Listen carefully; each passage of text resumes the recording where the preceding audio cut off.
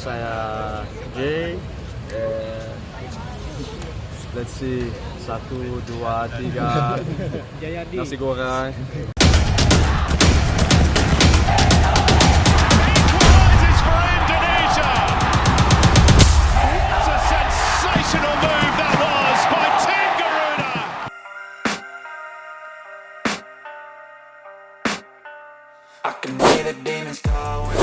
Pelatih Timnas Indonesia Sintayong tak senang dengan jersey latihan anyar Timnas Indonesia.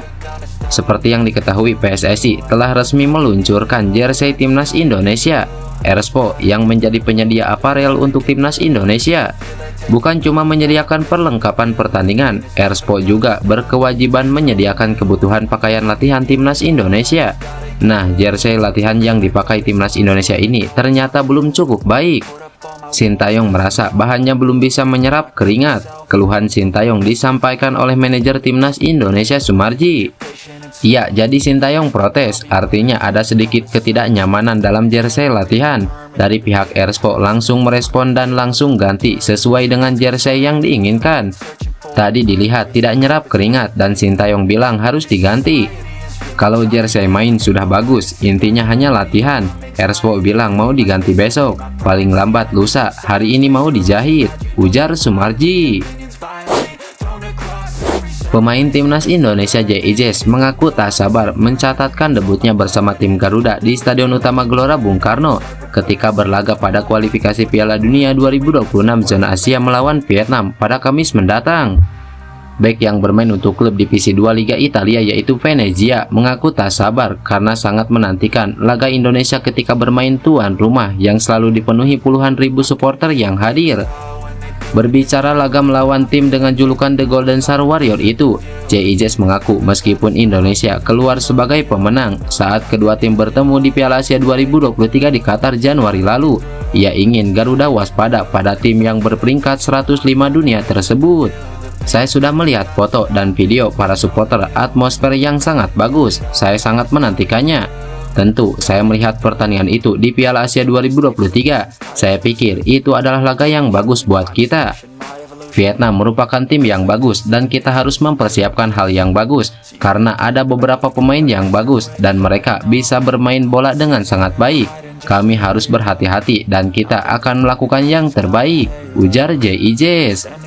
Dalam kesempatan yang sama, ia mengatakan cuaca di Indonesia cukup panas.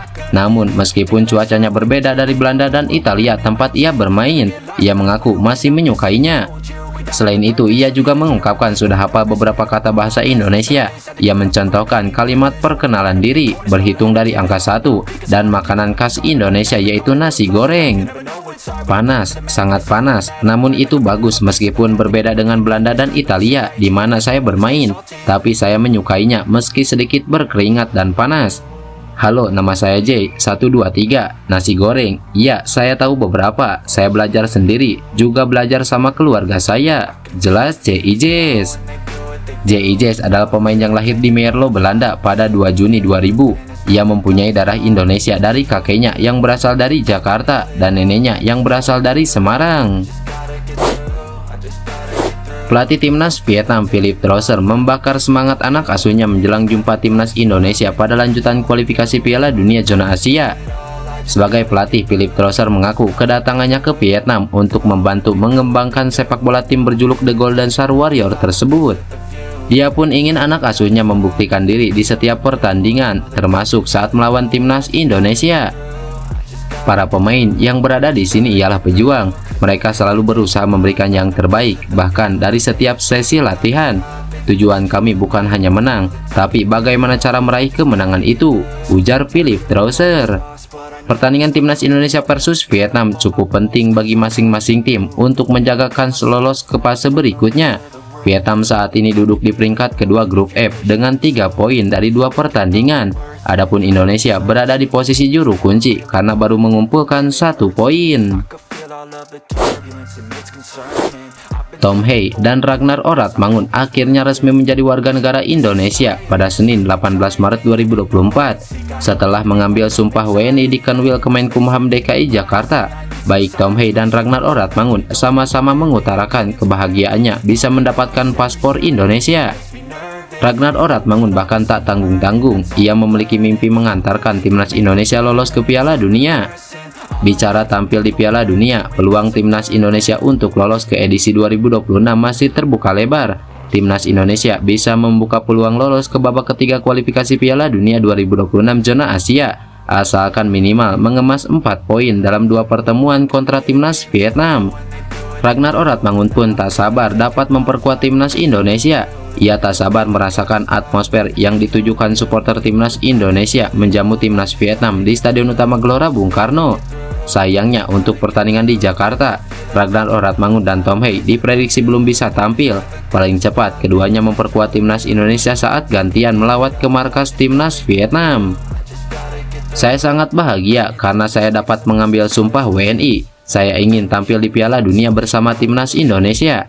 Saya sangat menyukai atmosfer supporter di Indonesia. Saya tak sabar menantikan pertandingan tanggal 21 Maret 2024 melawan Vietnam. Saya memprediksi pertandingan akan berjalan bagus. Saya berharap semua orang bisa datang ke stadion. Hal itu akan menimbulkan hal yang gila dan saya sangat mengharapkan itu, ujar Ragnar Oratmangun. Lantas, bagaimana kata Tom Hei usai menjadi WNI? Gelandang SC Heerenveen ini bersyukur akhirnya proses naturalisasi telah berakhir.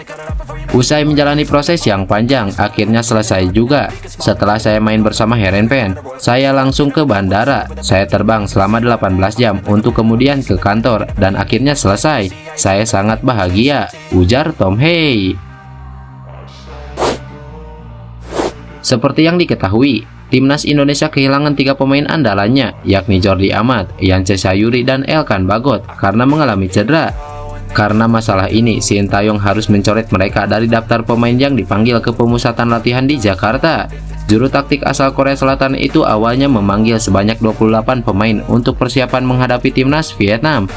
Situasi sekarang membuat Sintayong harus memanggil pemain Arema FC Arkan Fikri ke pemusatan latihan agar membuat skuad Garuda jadi berisikan 25 pemain.